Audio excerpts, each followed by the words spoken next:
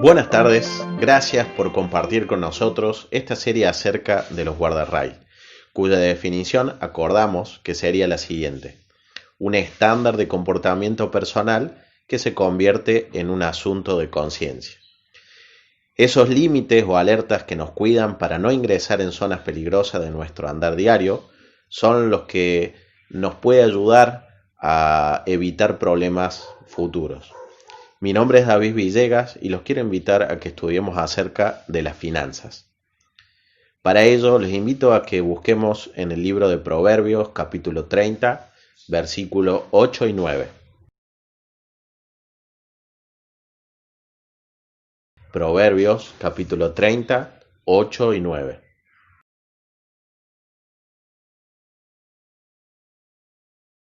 Vanidad y palabra mentirosa aparta de mí. No me des pobrezas ni riquezas, manténme del pan necesario. No sea que me sacie y te niegue y diga, ¿quién es Jehová? O que siendo pobre hurte y blasfeme el nombre de Dios. Cuando hablamos de finanzas o de riquezas, hablamos de cómo generar, cómo administrar y cómo gastar estas riquezas. Veremos que en la Biblia esta cuestión está íntimamente relacionada con nuestra relación personal con Dios, puesto que si Él es el dueño y nosotros somos los mayordomos, nunca podremos hacer un buen trabajo si no conocemos lo que el dueño quiere de nosotros y nuestra tarea de administrar. Dicho de otro modo, seremos mejores mayordomos cuanto más conozcamos de Dios y su voluntad. Repito, seremos mejores mayordomos cuanto más conozcamos de Dios y su voluntad. El ser pobre o padecer necesidades pareciera que es una marca de una correcta vida espiritual. Ser pobre es ser espiritual. Esta es una afirmación que es errónea, al igual que creer que el ser rico es pecado, o por lo menos que es mal visto por Dios, ya que asume que el que tiene mucho ama a las cosas materiales más que a Dios. Y veremos que esto no es así. En 1 de Timoteo capítulo 6 versículo 10 nos dice el Señor: porque raíz de todos los males es el amor al dinero, el cual codiciando a algunos se extraviaron de la fe y fueron traspasados de muchos dolores. Vemos en este versículo que en realidad el amor al dinero es lo que está mal, es lo que es pecado, el cual trae consecuencias negativas para nuestra vida. Otro gran engaño que ha introducido el maligno al mundo para engañar incluso a los creyentes es que el dinero es nuestro. Es fruto de nuestro trabajo y sudor, por lo cual nos pertenece solamente a nosotros. El mismo engaño un poco más desarrollado sería que entiendo que el dinero me lo da Dios y que tengo que devolverle el 10% de mis ganancias, pero el resto, el otro 90%, es mío y solamente mío, de mi propiedad para gastar como yo crea conveniente. Ninguna de estas afirmaciones es correcta, ya que la primera niega la soberanía de Dios y la segunda relega a Dios solamente a darnos la oportunidad de que ganemos el dinero y nada más. La palabra de Dios dice claramente que todo, absolutamente todo, incluyendo el 100% de nuestro dinero, le pertenece a Él. Y podemos ver a través de la Biblia que el dinero es otro medio que Dios utiliza para guiar nuestras vidas. Entonces podemos decir tranquilamente que el dinero, las riquezas o nuestras finanzas es un guardarraíl que nos cuida de tener necesidad en un extremo y tener riquezas al punto de negar a Dios por el otro, como vimos en el versículo que estamos estudiando. Por medio de esta prédica veremos la importancia que Dios le ha dado al dinero y el deseo que Él tiene que entendamos cómo administrarlo de manera correcta. Eso es las finanzas. Según el escritor Larry Burkett, existen unos 700 versículos que hablan acerca del dinero.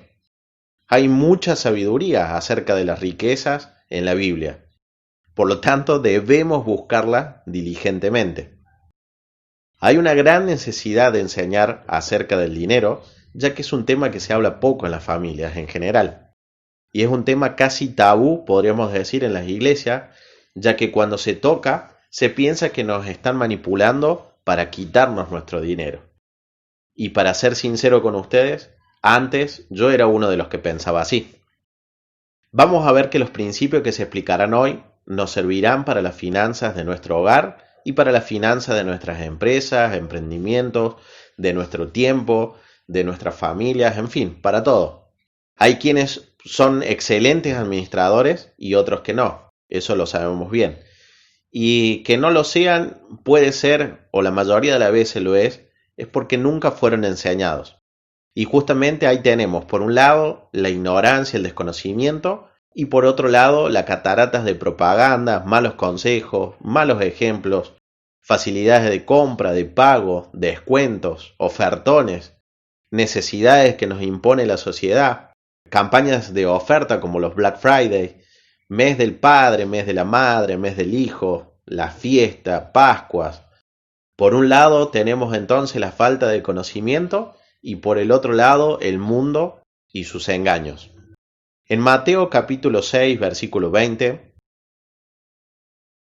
Mateo 6, 20, vemos que dice: si no haceos tesoros en el cielo, donde ni la polilla ni el orín corrompen, y donde ladrones no minan ni hurtan. Este es Jesús enseñándonos acerca de la riqueza, de los tesoros. Él nos dice que debemos procurar de hacernos los tesoros en el cielo y no aquí en la tierra, donde cualquier cosa que nosotros juntemos son susceptibles a la polilla, bueno, acá como dice la polilla, el orín, o incluso a que nos roben o que los perdamos. Y la clave está en lo que dice en el versículo 33, Mateo 6, 33, que dice: mas buscad primeramente el reino de Dios y su justicia, y todas estas cosas os serán añadidas. Cuando habla de todas estas cosas, le estaba enseñando Jesús a sus discípulos de acerca de las necesidades básicas, de techo, de ropa, de comida, y comparaba a la creación con nosotros, diciendo que todas estas cosas que nosotros necesitamos, Dios lo sabe, y Él ha prometido que lo proveerá. ¿Cuál es nuestro papel? ¿Qué es lo que tenemos que hacer nosotros? Es buscar primeramente el reino de Dios y su justicia. Si logramos no solo entender estos principios, sino aplicarlos en nuestras vidas, veremos cambios drásticos y agradables a nuestro Señor. Para poder conseguirlo, hay dos pautas que debemos cumplir. Primero, hay que tomar la decisión de agradar a Dios. Y segundo, hay que permanecer firmes en esa decisión con el correr del tiempo. Hay resultados a corto, mediano y largo plazo. Es un ejercicio continuo y una decisión diaria, como cuando queremos hacer dieta o hacemos dieta, o como cuando queremos dejar un cigarrillo o un vicio en general. Es una decisión que debemos ponernos al principio y después mantenerlo día a día. Lo mismo pasa con las finanzas y el querer agradar a Dios en esta área de nuestras vidas. En cuanto a la administración, debemos entender que nosotros somos mayordomos, es decir, administradores. La mayoría, si no todos los roces en las familias, de las luchas, de la ira, la frustración, tienen su causa directa o indirectamente en el dinero. Hay una historia acerca del principal contador del hombre más rico del mundo de la época moderna, John D. Rockefeller, al que se le preguntó: ¿cuánto dejó John cuando murió? Sabemos que este hombre, Rockefeller, era un hombre inmensamente rico, pero el contador respondió: lo dejó todo. Comprender que nada de lo que tenemos podremos llevar a la otra vida y que somos solo mayordomos, es decir, cuidadores o administradores de lo que Dios nos da, nos libra de la carga y preocupación acerca de las riquezas. Mayordomo entonces es quien administra los recursos que pertenecen a otra persona. Les repito, mayordomo es quien administra los recursos que pertenecen a otra persona. Cada uno de nosotros, los cristianos, somos encargados, no dueños. Dios es el dueño y nosotros debemos administrar conforme a los planes de Dios. Con respecto a la riqueza en sí misma, para el cristiano, la riqueza es todo lo que Dios nos confía, ya sea las cosas materiales, ya sea las intelectuales, nuestras familias también, en nuestras habilidades, nuestros dones, todo eso que conforma nuestra riqueza es lo que nosotros entendemos que Dios nos confía. Dios honra la actitud y no la aptitud frente a la riqueza. Les repito, Dios honra la actitud y no la aptitud frente a la riqueza. En este sentido, no hay relación alguna entre la verdadera felicidad y las riquezas. De ser así, podríamos ver que todas las personas ricas serían felices y no cometerían, por ejemplo, suicidio o caerían en vicios. Pero sabemos que lamentablemente esto no es así, porque la riqueza no tiene nada que ver con la felicidad, o al menos la felicidad verdadera. Entonces, si Dios honra la actitud, ¿cuál es la actitud que deberíamos de tener frente a la riqueza? El significado es que nosotros debemos buscar el propósito de Dios en lo que Él nos ha suplido, sea mucho o sea poco a nuestros propios ojos. Es de suma importancia para el cristiano confiar en Dios en cualquier circunstancia. Si creemos que Dios nos ama de verdad y que nos dará solo la cantidad de riqueza que Él considere que somos capaces de manejar sin preocupaciones, podemos tener una perfecta paz en el aspecto económico. Y eso solo sucederá cuando entreguemos todas nuestras riquezas, materiales, intelectuales, afectivas, etc., a Dios. Ahora fijemos cuál era la actitud de Pablo con respecto a las riquezas. En Filipenses capítulo 4, versículo 11 y 12,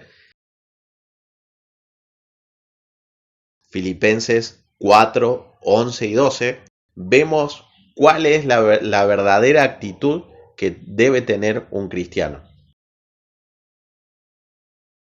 Dice la palabra de Dios: no lo digo porque tenga escasez, pues he aprendido a contentarme, cualquiera sea mi situación. Sé vivir humildemente y sé tener abundancia. En todo y por todo estoy enseñado, así para estar saciado como para tener hambre, así para tener abundancia como para padecer necesidad. Pablo se enfocaba en su relación con Cristo y no en lo que él tenía para poder hacer su obra. Su obra no estaba supeditada a lo que él tenía o a lo que le faltaba, sino en su relación con Dios. Entonces ahora vemos, y nos debería de quedar más que claro, que las riquezas son un terreno de entrenamiento para que Dios nos desarrolle y nosotros descubramos nuestra confianza, nuestra fe en Él. Las riquezas entonces son un terreno de entrenamiento para que Dios nos desarrolle y nosotros descubramos nuestra fe en Él. Lucas capítulo 16, versículo 11 y 12 dice: pues si en las riquezas injustas no fuisteis fieles, ¿quién os confiará lo verdadero?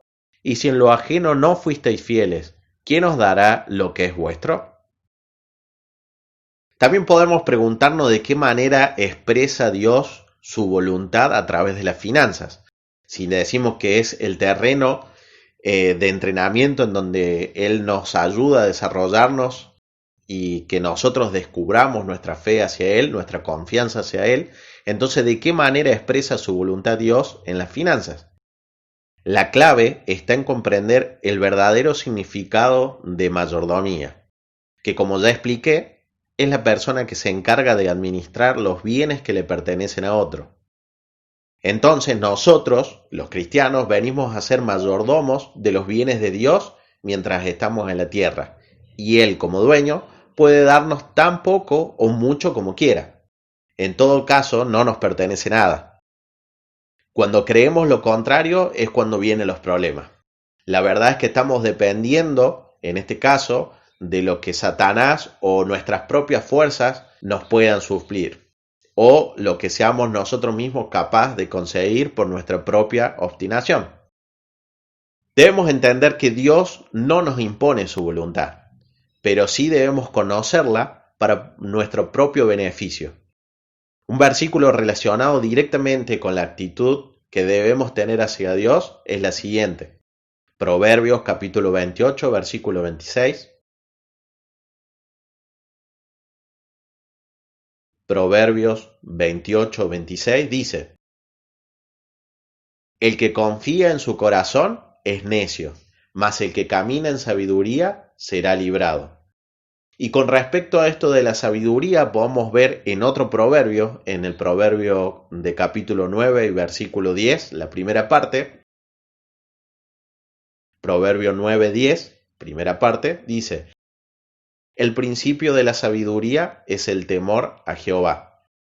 Entonces podamos entender estos dos versículos como que si confiamos en nuestras propias fuerzas, en nuestro propio corazón, en nuestra propia sabiduría, de verdad que somos necios, pero si caminamos en temor, en conocimiento, sujetos a la voluntad de Dios, ahí es cuando seremos librados. ¿Y librados de qué? De justamente de la esclavitud o de la intranquilidad, de no conocer, de no saber cuál es la voluntad de Dios en este aspecto de nuestras vidas. Hay otra porción de la Biblia que se encuentra en Mateo capítulo 25, versículo 14 al 30, que no vamos a leer por cuestión de tiempo, pero que habla de la parábola de los talentos. Ahí veíamos la historia de un hombre que, yéndose lejos, llamó a sus siervos y les entregó sus bienes. Y si recuerdan, a uno le dio 5 talentos, a otros 2 talentos y a otro 1 talento. A cada uno conforme a su capacidad. Y luego se fue lejos. Una vez que volvió este hombre de ese viaje que tuvo que hacer, le pidió cuentas a sus siervos. Al que tuvo 5 y al que tuvo 2 talentos, estos siervos devolvieron esos talentos que le había sido confiado y además ganaron el doble de lo que le había sido prestado o confiado. O sea, el de 5 devolvió sus 5 y además otros 5 más, y el de 2 talentos devolvió sus 2 talentos y además otros 2 talentos más por haber trabajado con esa riqueza que le había dejado su señor. ¿Cuál fue la respuesta de su señor? Él le dice: buen siervo y fiel, sobre poco has sido fiel, sobre mucho te pondré. Entra en el gozo de tu señor. Esta fue la respuesta que le dio a estos 2 siervos que fueron diligentes y que trabajaron con la riqueza que les había sido confiada. Pero en contraposición vemos al otro siervo, al que le había sido dado un solo talento. Sus excusas fueron que por temor él lo escondió y ni siquiera lo puso en el banco para que le dé intereses, solamente lo escondió para asegurarse de no perderlo. Y aunque pareciera ser sabio o tener cierta sabiduría, en realidad lo que hizo este hombre fue esconderlo para no trabajar con ese talento, para no administrar esa riqueza o esa pequeña riqueza que le había sido dada. ¿Cuál fue la respuesta de su señor? Él le respondió y le dice: siervo malo y negligente. Y en el versículo 30 incluso le agrega: siervo inútil. Las excusas que este siervo daba evidenciaba su negligencia y su pereza a la hora de trabajar o de administrar esa riqueza que le había sido dada. Es decir, que administró mal y como resultado fue castigado. De esta parábola nosotros podemos extraer una serie de principios bíblicos que nos podrían ayudar en nuestra vida. El primero es que Dios nos confiará aquello que está de acuerdo a nuestra habilidad y no lo que está por encima de ella. Dios nos confiará aquello que está de acuerdo a nuestra habilidad y no lo que está por encima de ella. Otro principio es que Dios es el dueño y tiene todo el derecho de recuperar y de pedirnos cuenta de aquello que nos ha confiado para que nosotros administremos. Y de hecho lo hará. Nos pedirá cuenta de nuestro dinero, de nuestras ganancias materiales, de nuestra familia, de nuestros hijos, de nuestro cónyuge, de nuestro tiempo en general. Cuando sea tiempo, cuando estemos en la presencia del Señor, si somos cristianos en la presencia de Jesucristo, nos pedirá cuentas acerca de lo que Él nos confió. Otro principio es que Dios está en contra de la pereza y la negligencia y espera que seamos diligentes en nuestro trabajo, que lo hagamos rápido y que lo hagamos bien. Ahora también podemos pensar acerca de cómo obra Dios a través del dinero. Déjame compartirle estos 5 puntos de cómo creo que Dios obra a través del dinero. Primero, lo usa para fortalecer nuestra confianza en Él. Muchas veces Él usa el dinero para demostrarnos claramente y de manera objetiva que Él es Dios y que está en control de absolutamente todo. Mateo capítulo 6, versículos 32 y 33, ya lo habíamos leído, dice, porque los gentiles buscan todas estas cosas, hablando de la comida, del techo, de la vestimenta, pero vuestro Padre Celestial sabe que tenéis necesidad de estas cosas, mas buscad primeramente el reino de Dios y su justicia, y todas estas cosas os serán añadidas. Dios nos promete suplir nuestras necesidades básicas, pero nuestro papel es buscar primeramente el reino de Dios y su justicia. Otro punto del cual pienso que Dios obra a través del dinero es el siguiente. Él usará el dinero para demostrar su amor. Muchos cristianos permanecen apartados de su voluntad porque temen poner sus vidas enteramente en sus manos, así como sus recursos. No estamos hablando aquí de gente que no cree en Dios o que no ha conocido a Dios, sino de cristianos, de aquellos que han profesado su fe a Cristo, que han confiado en Jesucristo, pero que no están pudiendo hacer la voluntad de Dios en sus vidas porque tienen miedo de perder su dinero. Y esto pasa muy a menudo y habitualmente con el tema de los diezmos y las ofrendas. Hay temor de dar esto que en realidad le pertenece a Dios porque tenemos temor de no llegar a fin de mes o de tener necesidad. Acompáñenme a Mateo capítulo 7 versículo 11 que dice: pues si vosotros, siendo malos, sabéis dar buenas dádivas a vuestros hijos, ¿cuánto más vuestro Padre que está en los cielos dará buenas cosas a los que les pidan? Dios asume la responsabilidad de proveer para las necesidades básicas a los que confían en Él. Tercer punto, Dios usará el dinero para demostrar su poder sobre este mundo. A medida que nuestra confianza en Él crezca, Dios estará complacido de darnos cada vez más, demostrando así su poder absoluto. Aunque, como ya dije, no debemos creer que el que más tiene significa que confía más en Dios, o que si confiamos en Dios, sí o sí el Señor nos va a dar más. Él es dueño y Él nos da en la medida que Él quiere. Cuarto punto. Dios usará el dinero con el fin de unir a los cristianos, para que compartan muchas bendiciones. Es normal que Dios se valga de la abundancia de un cristiano para suplir la necesidad de otros. Más adelante podría ser que dé un giro en esa relación, tal como se grafica en 2 de Corintios capítulo 8 y versículo 14.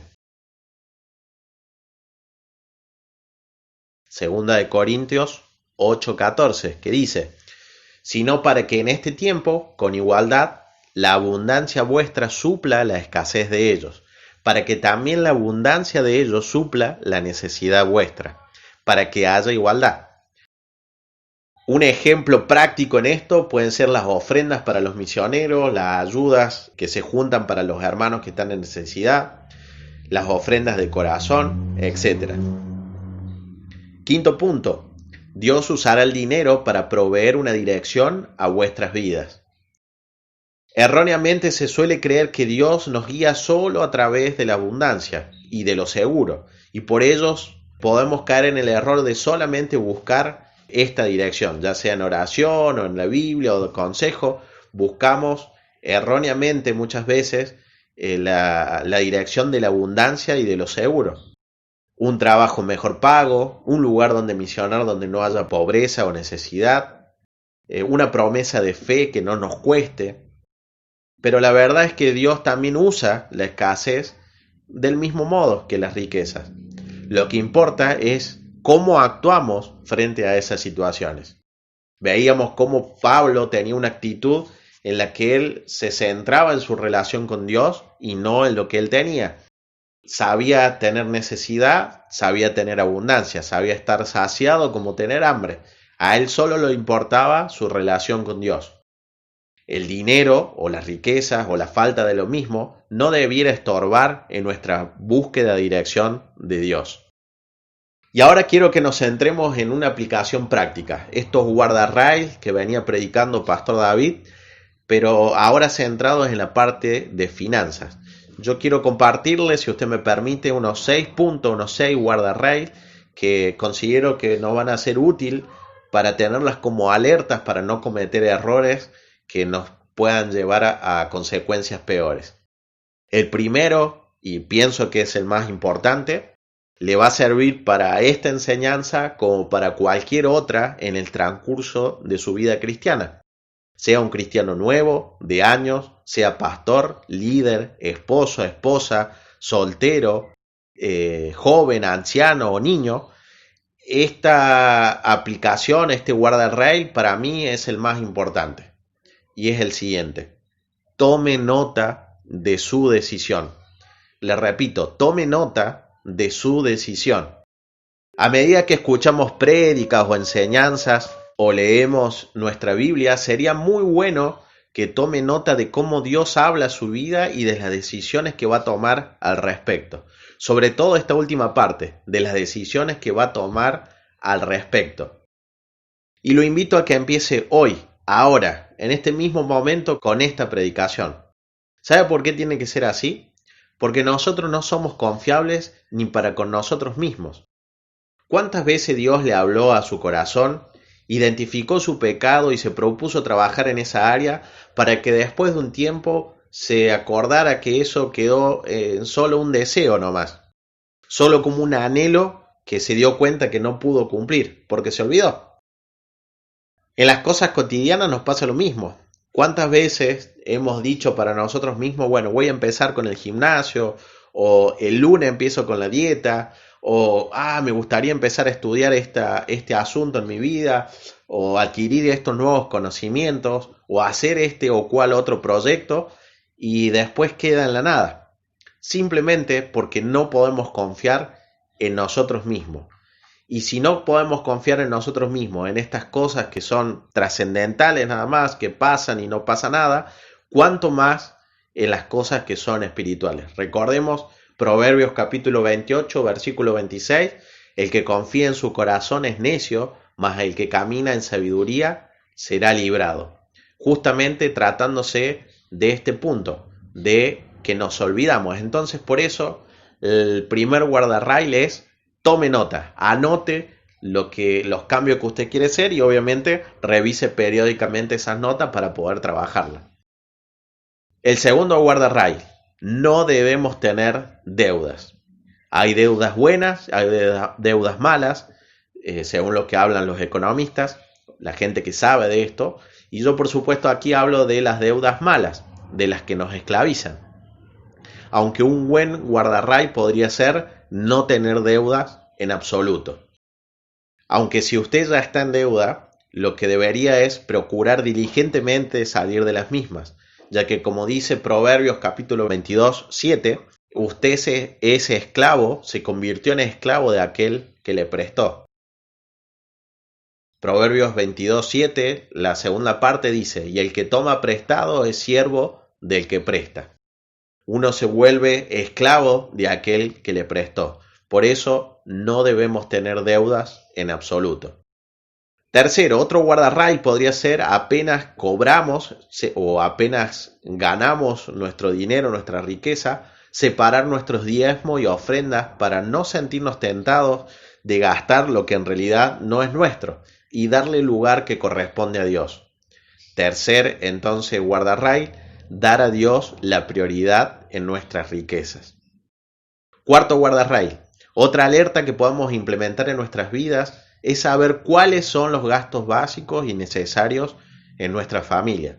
Cuando planificamos con tiempo y separamos el dinero, por ejemplo, en sobres, un sobre para la luz, un sobre para el gas, para los impuestos, para el colegio de los chicos, etc.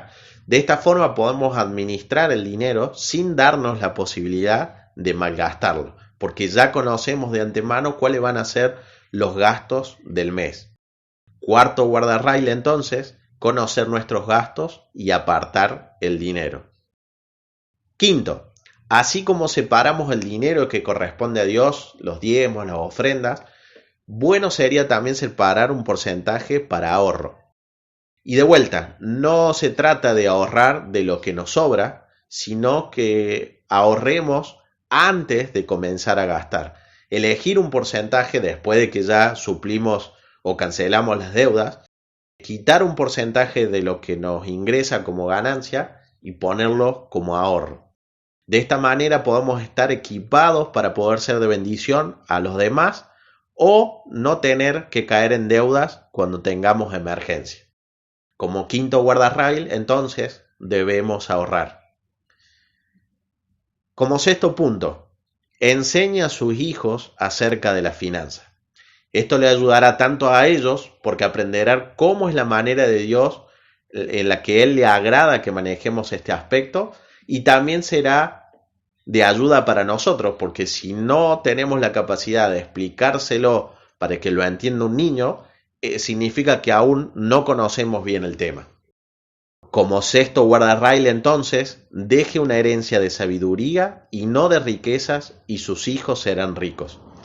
Y un texto bíblico que me llamó la atención y que me hizo pensar en este guardarrail fue en Salmos 37:25. Salmos 37:25, que dice: Joven fui y he envejecido, y no he visto justo desamparado, ni su descendencia que mendigue pan. Nuestras necesidades básicas como cristianos ya están suplidas, porque Dios va a ser el que provea. Nosotros debemos procurar aprender a ser buenos administradores. Y como conclusión quisiera hacerle una serie de preguntas para que usted pueda pensar acerca de esto que hemos aprendido hoy. A pesar de lo que posee, ¿está contento con lo que tiene? ¿Es agradecido con lo que Dios le da? ¿Comprende que Dios, al no darle algo, en realidad lo está protegiendo? ¿Es Dios el Señor en su vida? ¿Es un buen siervo y fiel? ¿Consagró todo lo que tiene a Dios o todavía hay algo que es suyo? ¿Hace acepción de personas dependiendo la riqueza que posea su hermano o hermana? Si su respuesta a estas preguntas es no, probablemente Dios no es Señor de su vida. Si usted no está 100% seguro de su salvación, es decir, seguro de que cuando muera va a ir al cielo con Dios, debe saber que Dios quiere que así sea. Usted es tan valioso para Él que envió a su único Hijo, a Jesucristo, para que muera en su lugar por sus pecados. No importa si usted cree ser una buena persona por las cosas buenas que hace, porque Dios nos juzgará por los mandamientos que Él nos dejó. No mentirás, no robarás, no cometerás adulterio, honrarás a tu padre y a tu madre, etc. De todos sus mandamientos, si solamente quebrantásemos uno solo, Dios nos hace culpable de todos, porque Él es santo y no puede dejar que el pecado entre al cielo. Entonces, su única salida es creer en Jesucristo y en lo que Él hizo por usted. Él murió en su lugar, llevando en Él sus faltas y sus pecados, haciéndose culpable en lugar suyo. La buena noticia es que Dios aceptó ese pago de Jesucristo y éste, luego de ser enterrado, resucitó y ahora está en el cielo sentado a la diestra de Dios. Y si usted se arrepiente de haber hecho esas cosas contrarias a los mandamientos de Dios, esas cosas malas contra Dios, y le pide perdón y cree en Jesucristo, Dios le dará no solo un corazón nuevo, sino que una vida nueva, y será una criatura completamente nueva, con la esperanza de que cuando parta de esta tierra, cuando muera, irá a morar con Dios. Por otro lado, si usted es cristiano y está seguro de su salvación, puede que sea un buen momento para dejar que Dios sea Señor también de sus bienes y que usted pueda depender 100% de Él.